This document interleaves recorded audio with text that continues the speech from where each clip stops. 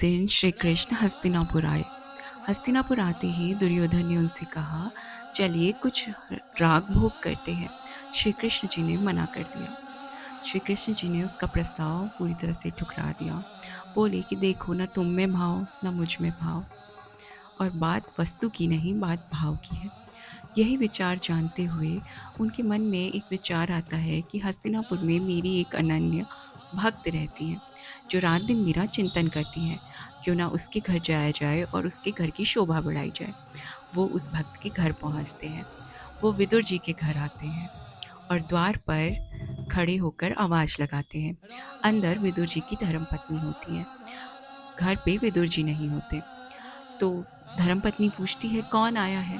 तो श्री कृष्ण कहते हैं, मैं श्री कृष्ण। एकदम भागती हुई रोती हुई द्वार पर पहुंचती है और सोचती है, आज मेरे घर मेरे इष्ट आए हैं, जिनका मैं रात दिन चिंतन करती हूँ।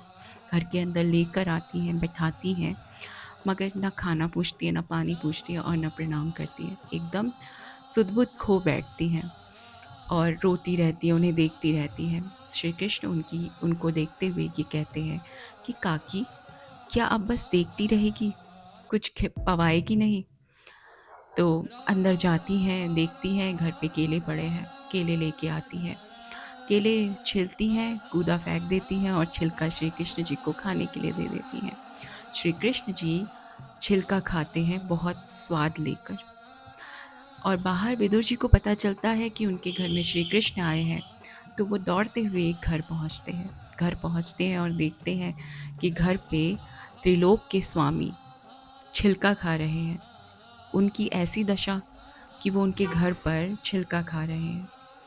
तो अपनी धर्मपत्नी से बोलते हैं, बावरी हो गई हो क्या?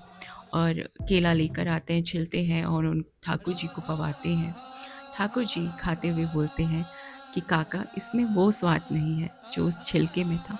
तो बात वस्तु की नहीं, बात भाव की है।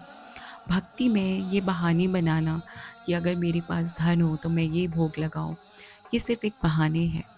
अगर आपके घर में सूखी रोटी भी है और आपके मन में भाव है, तो श्री कृष्ण उसी में प्रसन्न हो जाएंगे। बात 56 भोग की नहीं, बात भाव की है। उनके लिए ना कोई खाने की कमी है और ना उनके लिए धन की कमी है। सिर्फ वो भाव के भूखे हैं। राधे राधे।